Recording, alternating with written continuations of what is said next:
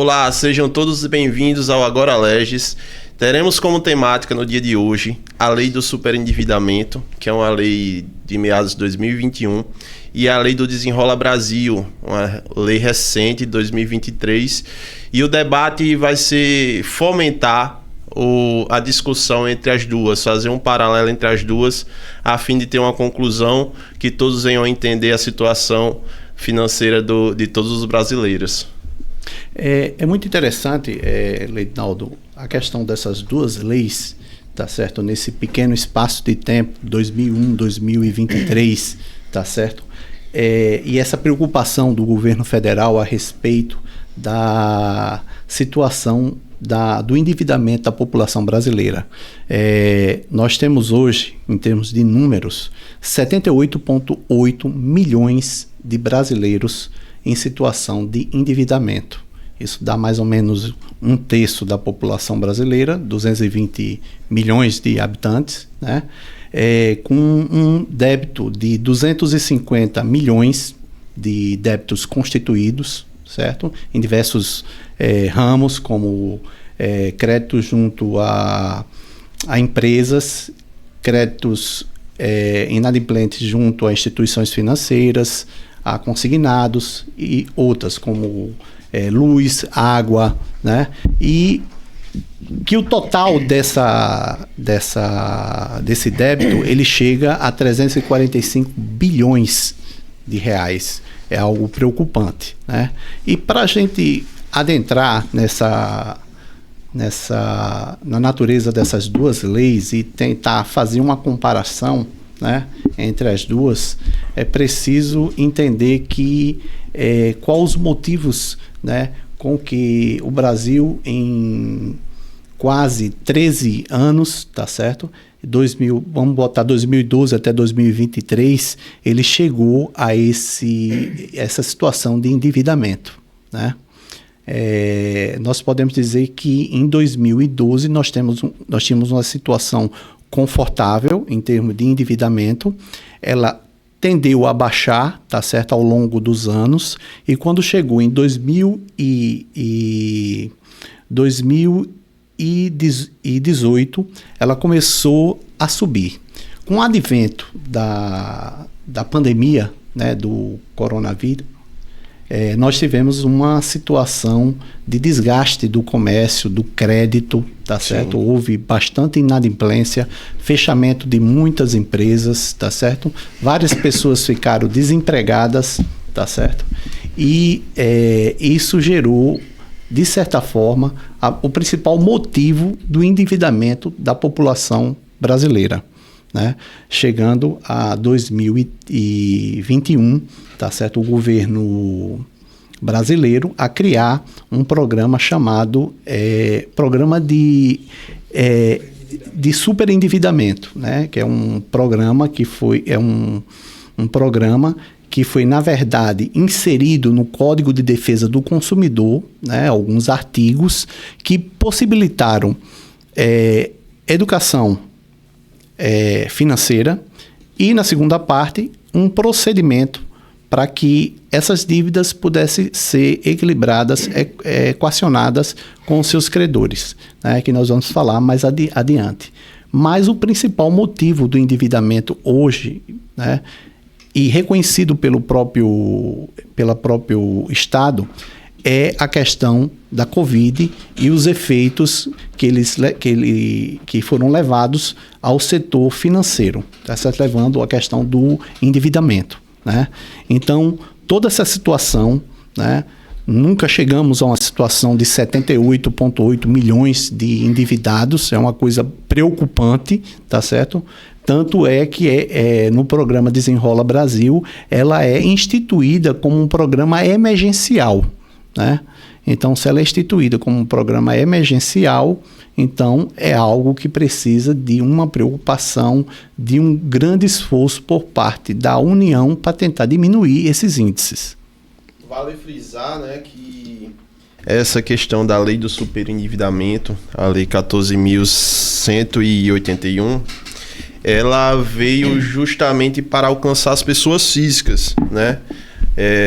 A preocupação perante as empresas, o estado das empresas, no momento de crise da pandemia, teve uma atenção que foi em meados de 2020 e logo em seguida veio o advento da lei do superendividamento destinada às pessoas físicas, né, como a lei ela bem menciona e destrincha muito bem, tentando socorrer de fato essas pessoas que encontravam-se endividadas, essas pessoas que tentavam de boa fé cumprir com os compromissos que tinham feito, mas que não estavam tendo condições financeiras de fato para arcar com todos esses gastos, né? Justamente, Ledinaldo, a gente, como bem o Elton falou, existia a norma que protegia anteriormente essas leis os consumidores. Todavia, acredito que o legislador estava um pouco preocupado ao precisar criar essas normas, que é o caso da famosa lei do superendividamento.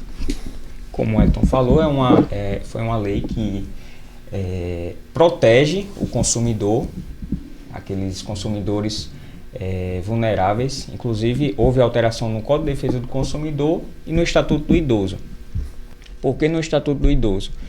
Eram aqueles idosos que iam à praça em busca de crédito e as instituições financeiras, visando o próprio lucro, cediam. Mais precisamente os créditos a longo prazo, né? A longo prazo, justamente. E a preocupação que a lei trouxe foi que as instituições financeiras realizassem uma análise de crédito se aquele idoso poderia ou não possuir aquele crédito. Sim. Vitor, bastante interessante, sem querer interromper, é a questão de que o CDC ele nunca se preocupou com a questão financeira, né? Se a gente pegar o Código de Defesa do Consumidor, ele nunca entrou nessa seara de educação financeira, essa questão de concessão de financiamentos, acompanhamento de financiamentos, oferecimentos e financiamentos, é isso? E a partir do advento dessa alteração da lei, né? da lei do Código de Defesa do Consumidor, nós passamos a ter no corpo da lei, tá certo? Essa preocupação com a questão do endividamento, né? É um ponto muito importante para completar, né, o objetivo do Código de Defesa do Consumidor. Inclusive, a lei determina que os fornecedores de serviço sejam obrigados a ter transparência com o consumidor, como por exemplo, dizer se for algum produto parcelado e for acrescido juros, por exemplo, ele teria que dizer qual a soma final dos produtos. Por exemplo, um financiamento, ele teria que dizer qual é a taxa de juros a ser aplicado. Hoje você não vê essa transparência junto às instituições financeiras. Ou pelo menos não via, né? Justamente. Tendo em vista essa inovação aí, que ela tende a de certo modo, ter uma certa conscientização financeira a todos os brasileiros, criar essa consciência, e inclusive a própria legislação ela tem como uma expectativa a criação de núcleos de conciliação e mediação para a resolução desses problemas de forma extrajudicial, para que não se chegue a um extremo onde tenha que se ajuizar demandas ou o próprio consumidor sofra execuções de forma direta das empresas. Então é um papel muito importante que está sendo implementado com o advento dessa lei. Justamente. E o procedimento que ela cria, se você for levar em comparação, é como se fosse a recuperação judicial para pessoas jurídicas, né? Onde para as pessoas físicas, no caso. Para as pessoas, é a recuperação judicial que eram destinadas às pessoas jurídicas, e que a lei do superendividamento traz o mesmo um procedimento parecido, semelhante, que não existia, onde os consumidores podem fazer a junção de todos os seus débitos e realizar o pagamento nas formas e do jeito que a lei determina. Inclusive, é um ponto muito importante, que é a questão da conciliação do credor com o devedor com o credor, que existe essa fórmula na lei. É porque, Vitor, na questão da recuperação judicial, né, o principal objetivo é definir os credores e formular um plano de pagamento. Não é isso?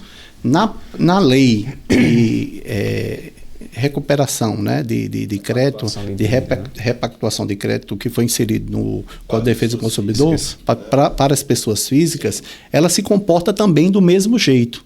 Não é isso?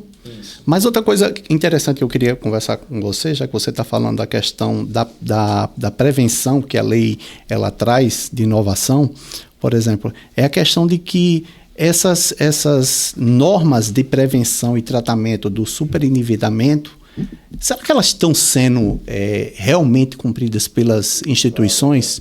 Elas são efetivadas? Elas estão sendo fiscalizadas? Tá certo? Porque eu vejo, por exemplo, se eu não me engano, eu vi em uma das normas da parte da prevenção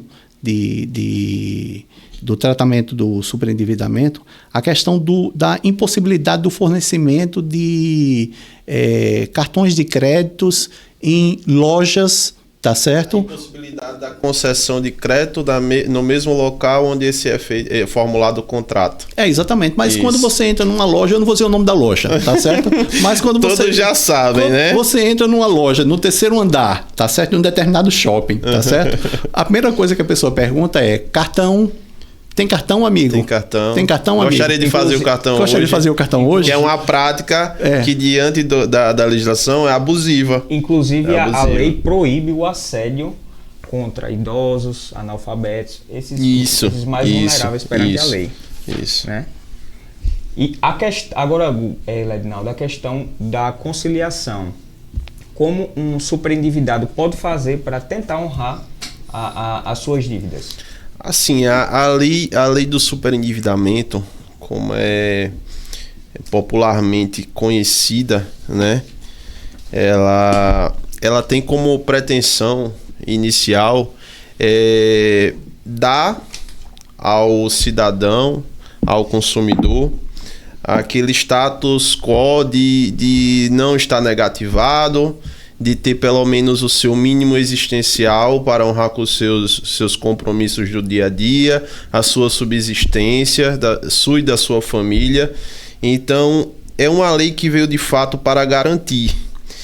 Ela prevê a possibilidade de conciliações por meios extrajudiciais, prevê a possibilidade de implementações de núcleos de conciliação, né, para que seja resolutiva pelos meios extrajudiciais, mas também prevê a possibilidade de ajuizamentos de demandas, né, onde se é designado a audiência de conciliação, onde pode ser precedida por um juiz ou um conciliador, né? E assim, existe sim a vontade que o consumidor ele volte a ter um consumo saudável que não afete de fato a sua subsistência, um consumo consciente. Como é que ele prevê essa questão voltada ao judiciário, né? Se ingressa com a demanda, é designada a audiência de conciliação, como bem frisei, colocados todos os credores como polo passivo da demanda, né?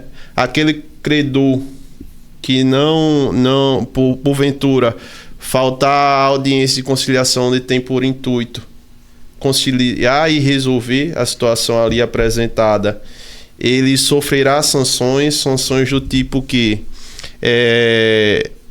pode ser efetuado de forma compulsória o plano que foi apresentado pelo consumidor. Inclusive não é uma grande vantagem para quem... Não tem vantagens para a empresa. Nessa legislação não tem vantagens para a empresa. A intenção é que de fato o consumidor ele volte a ter um consumo consciente, que ele volte a conseguir arcar com as suas despesas. Então, assim, ela visa garantir a implementação de fato do plano. O plano ele tem como prazo de extensão de 5 anos após o trânsito julgado do plano, né, de repactuação de dívida, começando a pagar a primeira parcela depois de designado com 180 dias, né? Então, assim, para o consumidor, a melhor forma é se socorrer da Lei 14.181, a Lei do Superendividamento, onde é uma legislação realmente garantista ao consumidor. Ela veio de fato para ajudar, mas que muita gente ainda desconhece, né? Certo. Leidinaldo, assim, pelo que eu entendi, levando em consideração, o Judiciário ele já fazia isso, né? Ele fazia núcleos de conciliação antes da criação. Feirão, né? Feirões. A Justiça Federal fazia muito isso, eu participei várias vezes. Uhum. A Justiça Estadual, no Juizado Especial, também fazia muito isso aí. E me parece que com esse advento de 2021, tá certo? 2021, com o advento da questão da Covid, eles levaram essa situação um pouco mais séria, né? Ao ponto de dizer o seguinte: olha, vamos sentar para fazer um acordo. O banco chega, propõe um acordo, a parte propõe uma contraproposta, né? Ela, se ela não for aceita, ela fica por isso mesmo e o processo continua, né? No caso da ação do superendividamento, né, que foi inserida dentro do Código de Defesa do Consumidor, né, ela vira um procedimento judicial, não é isso? Onde o credor ele apresenta um plano de pagamento, né, como acontece nas ações de recuperação judicial, não é isso? E ele reúne vários credores. Onde ele reúne todos os credores que ele tem e ele faz uma planilha dizendo como ele quer pagar, tá certo? E os valores que ele quer pagar. E ele é apresentado inicialmente. É mais ou menos isso, né? É mais ou menos isso. Agora tem um ponto que você me fez lembrar extremamente importante e que todos devem ter essa consciência. Ah, não. Todos os meus credores eu posso colocar como polo passivo, onde eles têm que se submeter à aceitação desse plano? Nem todos. Vamos lá, um ponto essencial. Não vale para financiamentos imobiliários nem créditos rurais. Tampouco é até uma questão óbvia para as pessoas que se utilizam de créditos, utilizando dolo, utilizando a má-fé. São os consumidores de má-fé, né? O consumidor que ele usa o crédito já na pretensão final de não pagar. De dar o estouro, né? Isso, ele basicamente isso. É algo óbvio, mas é importante frisar que existe essa menção na legislação, onde ela prevê, sim, que de fato aquele consumidor de má-fé ele não vai ser amparado pela Lei 14.181. Leidinaldo, me diga só outra coisa. É com relação a esse procedimento, tá certo? Que ele corre na justiça. Chamando todos os credores, tá certo? Sim. E a proposta apresentada inicialmente pelo credor, se ele não for aceita, tá certo? O que acontece a partir daí? O processo morre, tá certo? Cada um vai para o seu lado, ou há um desdobramento dentro do próprio processo e ele continua de forma judicial? Não, ele continua de forma judicial, tá? Quais são as opções de resolução? Por meio da conciliação, onde havendo a conciliação, ele vira um título executivo judicial, certo? Transitado em julgado.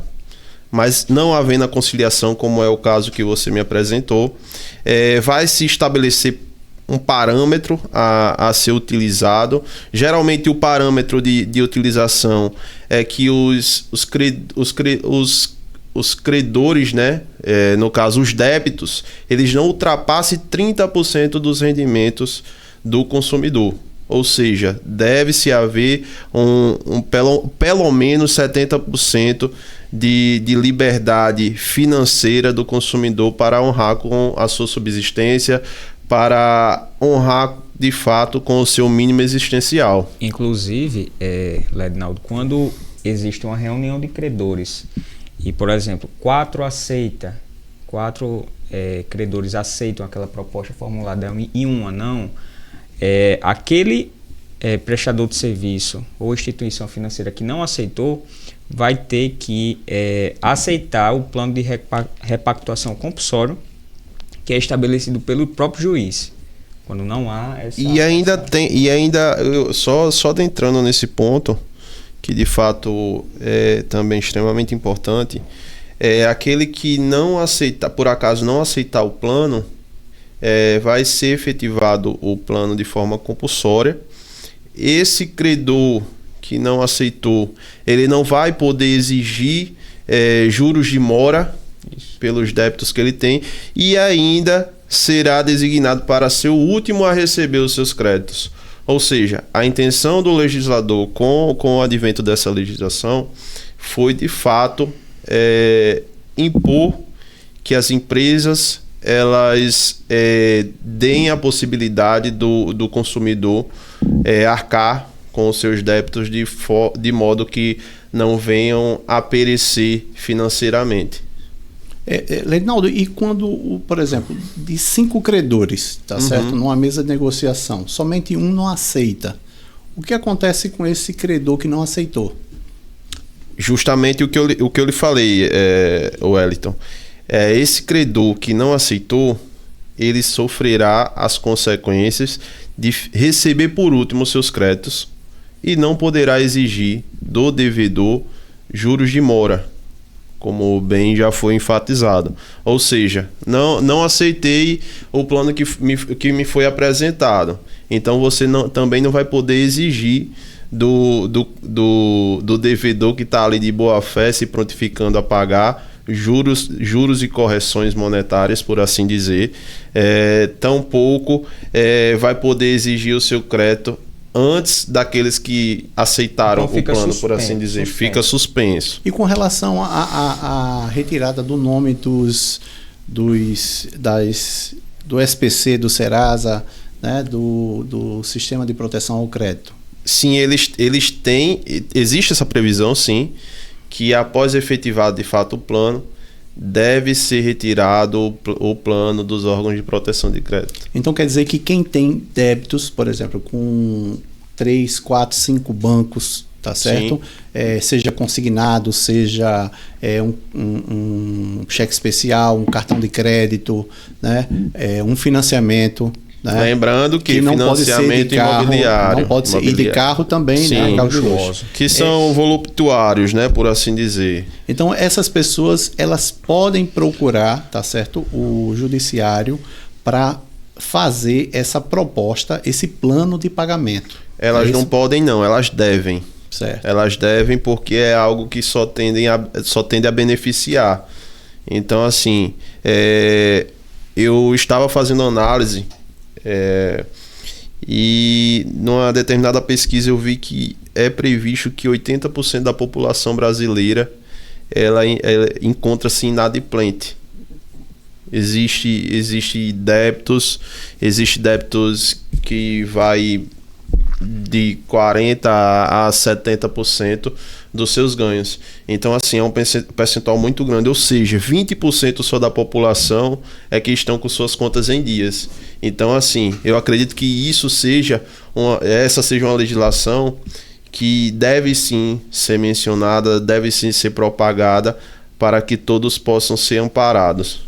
Agora, sim, me parece que faltou um incentivo por parte do governo federal, tá certo? E também do próprio judiciário em promover, tá certo, esse tipo de quitação dos seus débitos, de pagamento dos seus débitos através do plano de repactuação, né? Porque ainda acho que é bastante desconhecido por parte do público.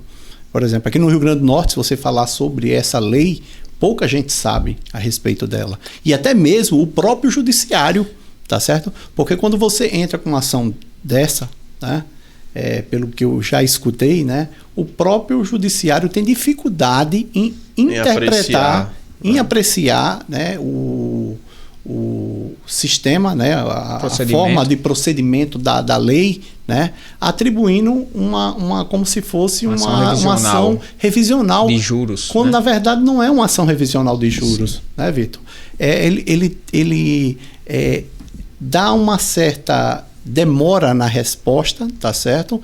Por essa incompreensão, tá certo? Desse procedimento que a lei tenta emplacar. Agora, né? Esse ponto é um ponto que realmente um pouco me assusta, porque geralmente a gente tem a presunção que o judiciário ele sempre vai conhecer da legislação. Então, tudo que for posto ali, ele tem o dever de conhecer. Então, essa morosidade em estar apreciando, em estar solucionando, ela pode vir vamos perder o objeto. Ou perder o objeto, ou tende essa dificuldade a fazer com que as pessoas se desanimem em ajuizar as demandas. Então, assim, deve-se ter uma celeridade por parte do judiciário, já que é previsto. E um ponto que você mencionou é da falta do conhecimento da população. E até mesmo aqueles que conhecem ou que dizem que conhecem, eles conhecem de forma muito superficial. Nunca adentraram, nunca tiveram a explicação de forma ampla, que eles de fato vissem, poxa, realmente eu tenho um direito ali que eu posso ser alcançado, eu posso pleitear e ser aceito. Então aqui nós temos o quê? Uma lei, né, de 2001, 2021, pouco divulgada, né, isso. Que possibilita o devedor, durante um prazo de até 5 anos, sim, efetuar um planejamento do pagamento dos seus débitos com vários credores. Isso. Né? Inclusive diminuindo valores do principal, né, juros, não é isso? Isso. E tendo a certeza de que ao final dos 5 anos você terá esse pagamento realmente quitado. Não, né? e o melhor, né? E o melhor, ele prevê essa extensão do prazo de pagamento, e ele ainda prevê o prazo de 180 dias para você começar a pagar a primeira parcela, que vai ser diluída. Né? Então não são 5 anos só. Ou seja, se você for pensar bem, são 6 meses para você começar a se preparar a pagar a primeira parcela. Uhum. Ou seja, é de fato uma legislação extremamente garantista ao consumidor e que de fato ela veio para beneficiar, né? E não é uma legislação recente. Às vezes a gente fala, não, é uma inovação, mas já é de 2021. Já se passaram 2 anos e esse desconhecimento da população ainda é muito incisivo. A gente vê quando está em discussões, em mesas de discussões, que as pessoas não conhecem. E até mesmo não só os consumidores, o cidadão médio, né?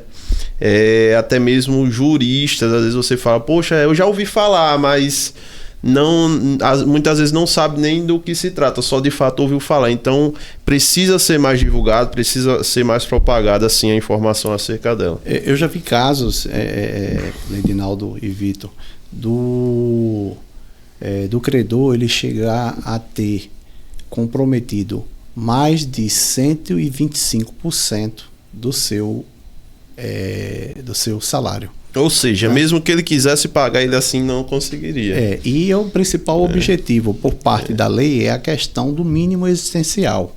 Né? O que vem sendo discutido pelo judiciário, né? Vem sendo apreciado pelo judiciário, né?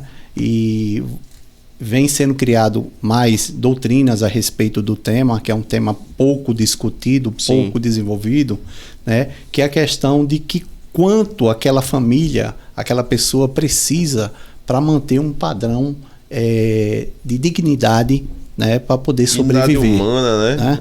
Porque assim é impossível hoje a pessoa ter 70% dos seus rendimentos comprometidos e utilizar somente 30% para arcar com todas as despesas que representam esse mínimo existencial. Não pode subverter, né? Não pode ficar 70% para gastos oriundos de créditos e ficar 30% para a sua subsistência. Agora, um ponto muito importante, em que inclusive a gente estava conversando antes de começar o debate e que eu fiquei bastante interessado em saber, foi sobre o Desenrola Brasil, que você estava comentando conosco. Sim, Desenrola Brasil, né? Desenrola Brasil é um projeto, né, desse novo governo. Sim. Criado em 2023, né? Através de uma medida provisória de junho de 2023, né? Sim. E regulamentada através de uma portaria normativa em 27 de junho de 2023, né? Ela traz essa preocupação da questão do superendividamento, né? Mesmo sabendo que existe essa questão da ação do superendividamento, eles acharam que não somente essa alteração no CDC ela seria suficiente para resolver essa situação desses 78,8% de endividados no Brasil. Então, o que foi que o governo federal fez através do Ministério da Fazenda? Ele criou uma lei emergencial, né, onde ele previa o pagamento dos débitos, tá certo? Em várias fases, criando a primeira fase e a segunda fase. A primeira fase, na verdade, ela só ia começar em setembro. Sim. E ela foi antecipada, tá certo? E ficou a segunda fase para setembro. A segunda fase para setembro. A primeira fase, o que é que ela fala? Eles se preocupam, tá certo, com o pagamento de pequenos débitos que tem como limite até R$5.000, tá certo? Pessoas que tenham débitos até R$5.000 e que tenham uma renda de 2 salários mínimos, né? Então, essas pessoas, elas seriam contempladas nessa fase 1, né, com um processo de renegociação desses seus débitos, né? Como é feito esse processo de renegociação? A gente sabe que essas pessoas que estão em débito, elas, com as instituições financeiras, elas não conseguem renegociar com juros baixos. Primeiro, porque essas pessoas não têm garantias. E a dificuldade de reaver esse valor que foi emprestado e não foi pago é muito difícil de acontecer. Até mesmo para repactuar, né, uma dívida que já é existente, as instituições financeiras não seria algo que iria crescer os olhos, por assim dizer, dos credores, conceder um prazo um pouco maior por vias administrativas, né, extrajudicial, sem de fato ter uma garantia de que aquela segunda promessa seria efetivada, né? Exatamente. Então, visando isso, o governo federal, ele criando um plano, tá certo? E verificando, tá certo? O incentivo junto aos bancos para que ele aderisse a esse programa, ele trouxe a questão do FGO, que é o Fundo Garantidor Operacional, para a primeira fase. Então, você que tem um débito, né, de até R$5.000 e ganha até 2 salários mínimos ou esteja cadastrado no CAD único, tá certo? São esses 2 requisitos e eles são batidos tanto pelo Dataprev como por outros sistemas integrados do governo para saber se não há desvirtuamento com relação à fraude, a falta de boa-fé com relação à renda, tá certo? Então, o que foi que o governo criou? O governo criou uma plataforma, né, no próprio GovBR, onde essa plataforma ela iria inserir, primeiramente, os bancos que iriam participar, tá certo, desse programa, né? Para isso elas teriam que preencher vários requisitos, né?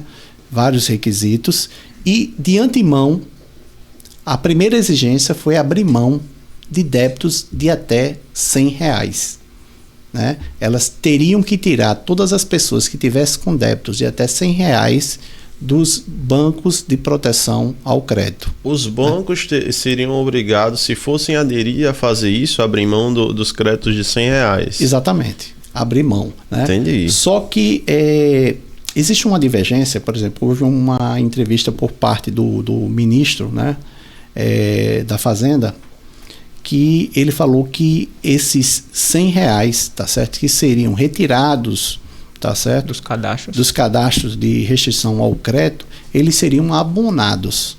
Na verdade, o que nós verificamos na lei, se você pegar a lei e for ler, ele não fala em perdão desses R$100. Ele diz somente que iria ser retirado do cadastro de proteção ao crédito. E sendo retirado do cadastro de proteção ao crédito, essa pessoa voltaria ao mercado e voltaria a ter crédito, tá certo? Mas ela teria que honrar com o pagamento desses R$100. Entendi. Né? E com relação à primeira fase, né, primeira faixa, que seria as pessoas que têm débitos até R$5.000 e que estejam dentro dessas condições dos 2 salários mínimos e que estejam cadastrados no cadastro único, né? Elas teriam, tá certo, como grande incentivo para que os bancos aceitassem a negociação, tá certo, a condições melhores do que foram impostas inicialmente e que levaram à inadimplência, um fundo garantidor operacional. Esse fundo garantidor operacional, ele iria garantir, caso houvesse a inadimplência daquele acordo, né, o pagamento à instituição financeira pelo aquele fundo garantidor, né? Então, o governo estaria dando garantias aos bancos que estivessem cadastrados na plataforma, que eles iriam receber caso houvesse inadimplente. Ele dizendo assim, olha, faça o acordo, tá certo? Ele não pode passar de no máximo 1,99, que é um índice de juros muito bom, tá certo? Porque se você pegar, por exemplo, os juros do cartão de crédito, no ano está dando 455%. Se você for pegar um financiamento, você vai pegar financiamento de 3%, de 4%, de 5%, de 9%. Tem prazo para o pagamento? O prazo de pagamento com relação à primeira fase, ela vai de no mínimo 2 meses até 60 meses. Tá entendendo?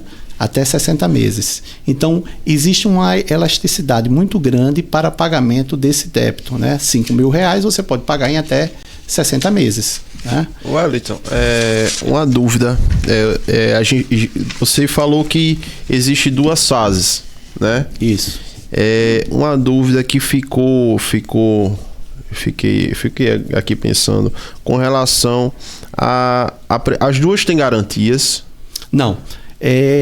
A primeira, o fundo garantidor operacional é um fundo que foi criado, né, em 2009, se eu não me engano, né? E eu estava dando uma consultada e verifiquei que o fundo ele detém mais ou menos 900 milhões. Né? Para garantir. Para garantir, 900 milhões. Então, isso quer dizer que todos os débitos que foram lançados na plataforma, tá certo? Da fase 1, né? Da primeira 1, né? Da primeira fase, ela tem um limite. Sim. Então, quando esse limite do FGO ele acabar, esses 900 acabar, tá certo? Então, não vai haver mais garantias para que os bancos façam os acordos, né? Deve-se observar isso aí. Então, a garantia vai ser dada pelo próprio consumidor endividado, por assim dizer. Esse prazo dessa medida provisória, ela estipula, tá certo, um tempo. Todos os acordos, ela tem que ser efetuados até o dia 31 de dezembro de 2023, até o final do ano. Entendi. Né? Mas ela só engloba os débitos de 1º de janeiro de 2019 até 31 de dezembro de 2022. Ela tem um delimitador. Ela tem um delimitador. Quem estiver pensando em ficar devendo não pode, né? Quem ficar pensando, dizer assim, eu vou deixar de pagar para poder entrar nessa, não vai. Né? Porque existe um delimitador, né, de débitos, que é de 2019 até 2022, e existe um prazo dentro de 2023 onde esses acordos têm que ser elaborados, têm que ser operacionalizados, que vai até 31 de dezembro de 2023. Depois disso, acredito que o governo vai repensar através de relatórios, tá certo? Emitidos pelos próprios operadores, tá certo? Do sistema, para saber se houve vantagem, se houve avanço, se esses índices de endividamento da população realmente caíram, né? Só para uma informação, com a retirada dos 10% dos R$100, tá certo? De circulação, dos cadastros de proteção ao crédito, né? Dessa população, nós vamos retirar mais ou menos 1,5 milhão de pessoas do sistema de proteção ao crédito. Então, essas pessoas passarão a ter crédito, né? Em setembro, aí já começaria a fase 2, né? Que chama-se faixa 2 do programa de Desenrola Brasil. Essa faixa 2, ela vai até R$20 mil, tá certo? E ela não é calcionada pelo FGO, né? Pelo Fundo Garantidor Operacional. Né? Ela não é. Então, é uma negociação direta entre o devedor e a própria instituição. E a própria instituição, tá certo? E a própria instituição. Então, eu fui analisar bem direitinho a respeito disso aí e dei uma olhada não na portaria, porque a portaria ela é operacional, ela não fala muito a respeito das garantias que são dadas, mas na própria medida provisória, no final da lei, ela fala que nos casos da faixa 2, onde o limite é de até R$20 mil, tá certo? E que a pessoa tem que ter, no mínimo, tá certo? Prestações de 12 meses, tá certo? No mínimo 12 meses, né? Essa garantia, ela seria dada através de uma compensação, tá certo? Entre o governo federal, tá certo? E as instituições, através de um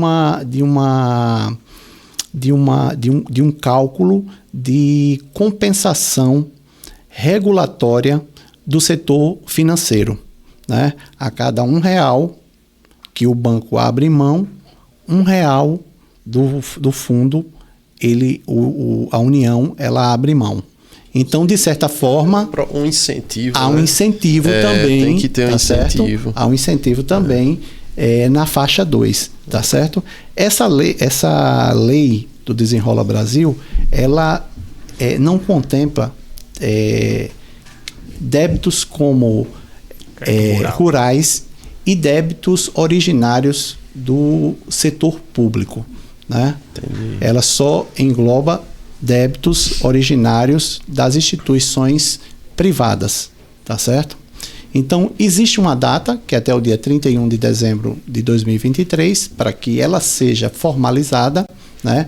Existe uma plataforma que vai ser organizada pelo próprio governo federal, né? Os bancos inicialmente irão se cadastrar, já existem 5 grandes bancos já cadastrados, já conseguimos verificar na imprensa, tá certo? Alguns bancos anunciando a participação no Desenrola Brasil, né? E existe, tá certo, a possibilidade de bancos regionais também, como cooperativas, tá certo, a participar também do programa, né? Mas para participar desse programa, qualquer banco pode entrar? Existe algum ponto específico no que tange ao seu poder de negociação ou a sua disponibilidade financeira para poder filtrar os bancos que poderiam participar do Desenrola Brasil? O governo ele teve uma preocupação primeiro em criar um portal, tá certo? Esse portal ele vai ser acessível para a população, tá certo? Através de entradas codificadas para que não haja fraude, tá certo? E os bancos que tiverem interesse, eles vão apresentar propostas dentro desse portal e onde serão aceitas ou não, né? Os bancos que forem participar, eles têm que preencher todos aqueles requisitos. Uhum. Se ele não preencher, ele não participa, né? Então, os bancos que têm aqueles credores, aquelas pessoas que estão inadimplentes com eles vão lançar nesse portal, né?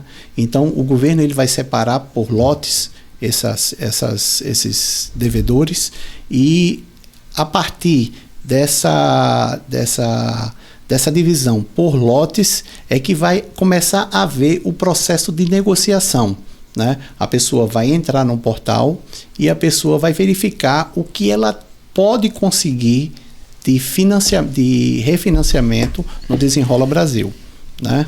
Aí você pergunta assim, e as pessoas que não estão cadastradas nem na faixa 1 nem na faixa 2, ela pode participar do Desenrola?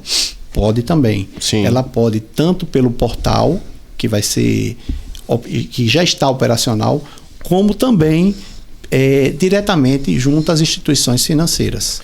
Partindo agora mais para a questão, para o objetivo, um dos objetivos principais do debate de hoje, que é fazer uma correlação,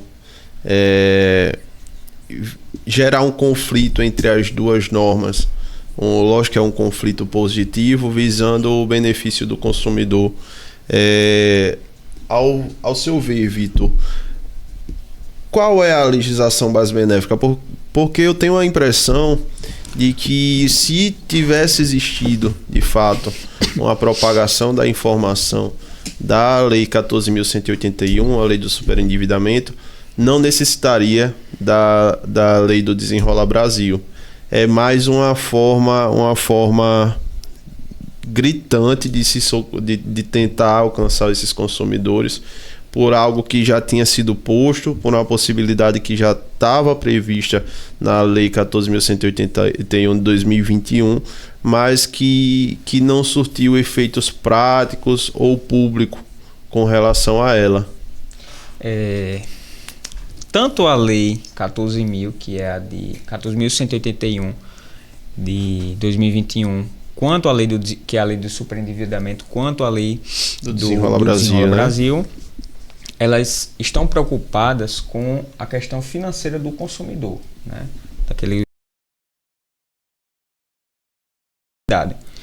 Então, assim, eu vejo como uma forma de realmente auxiliar, na verdade, porque existem, se você for parar para pensar, existem algumas diferenças, como por exemplo, a lei do superendividamento determina que você pode fazer a reunião dos seus credores para que você possa, num prazo de até 5 anos, poder realizar o pagamento dos seus débitos. A diferença para a lei do Desenrola é que o Desenrola ela pode ser feito com um único banco, como por exemplo, e ela determina faixas. A faixa 1 do Desenrola Brasil determina que créditos de até 5 mil eles podem ser negociados entre o devedor com o credor. Na lei 14.000, que é a do superendividamento, ele não determina faixas de valores que você pode negociar. Você pode ter valores de 10 mil reais, 15 mil. Mas aí é que tá, ao meu ver, a 14.181, 2021, ela é mais benéfica do que a do Desenrola Brasil, porque ela nem delimita isso, o quanto pode ser negociado. A questão de quantos credores podem ser negociados ali, eu acho que isso não tem nem tanto impacto, porque só em a legislação prevê 5 anos para pagar os seus débitos, ela já lhe possibilita aí um valor ínfimo, irrisório, para pagar os débitos, se for assim parcelado. Né? Você vê que a questão da diferença de publicação são de 2 anos. Né? Então, realmente, a gente poderia ter investido mais avançado mais nessa lei, no que diz respeito ao incentivo do próprio governo, a dizer assim, olha, você consumidor, realize seu pagamento de acordo com essa lei. Indicado a legislação. Indicado a lei. Né? Então, agora, eu tenho uma preocupação, Vitor, muito preocupante, porque antes de ser advogado, quando eu era estagiário, eu fui estagiário da Caixa Econômica Federal e o sistema de financiamento era o sistema Price. Né? E o sistema Price é um sistema francês que não deu certo no Brasil, mas deu certo na França. Uhum. Né? O que é que o sistema Price ele não deu certo no Brasil? Por que ele não deu certo? Porque as prestações que você pagava, ela não conseguia acompanhar o saldo devedor. E você chegava ao final do financiamento com o débito quase integral do início do financiamento. O Price é o sistema, o decrescente, Não, de pagamento? O decrescente é o saque. E o Price é o crescente? O Price é um sistema francês em que ele amortiza, faz a amortização do débito. Da prestação, primeiramente, tá certo? Jogando os juros e depois fazendo a amortização. Do saldo principal. Né? Sim, entendi. Então, esse é o problema. Entendi. Então, o problema que nós temos aqui é que nós temos uma taxa de juros que é de 1,99 até 1,99. Ela pode ser menor. Sim. Certo? E nós temos aqui que o sistema que vai gerir esse tipo de financiamento seria pelo sistema Price. Né? Então, pode ser que a pessoa, ao final do financiamento, do refinanciamento, tá certo? Ela não tenha conseguido quitar o débito. E vem até um susto, né? Como você bem frisou, é um sistema que não deu certo, mas que vai ser reutilizado. Você não vê em canto nenhum ninguém usar mais o sistema Price. Nem a própria Caixa Econômica Federal ela usa mais o sistema Price. Sim. Porque sabe que é uma fórmula de financiamento de cálculo, né? Que não serve para o nosso caso, para a nossa realidade. Uhum. E a outra crítica que eu faço com relação à lei, né, eu estava até conversando com o Vitor, é com relação à questão da exclusão dos cadastros de inadimplente das dívidas renegociadas no âmbito, né, do programa no prazo de até 5 dias úteis após o efetivo recebimento dos valores correspondentes à dívida negociada junto aos agentes financeiros. É o artigo 12. O que ele quer dizer? Pelo que eu entendi da letra da lei aqui, ele está dizendo que o seu nome só vai sair do cadastro de mal pagadores quando você terminar de pagar a última parcela. De 5 dias depois, né? 5 dias depois do efetivo recebimento dos valores correspondentes à dívida. Né? Não estipula que é da primeira parcela. Que é da primeira parcela. Aí eu ainda volto a frisar, ainda volto de fato a colidir uma norma com a outra. Na lei do superendividamento, após uma decisão, a homologação daquele acordo, automaticamente a empresa já deve tirar dos cadastros, né? De sistema do saldo devedor, né? No sistema de proteção de crédito. Imediatamente já deve tirar.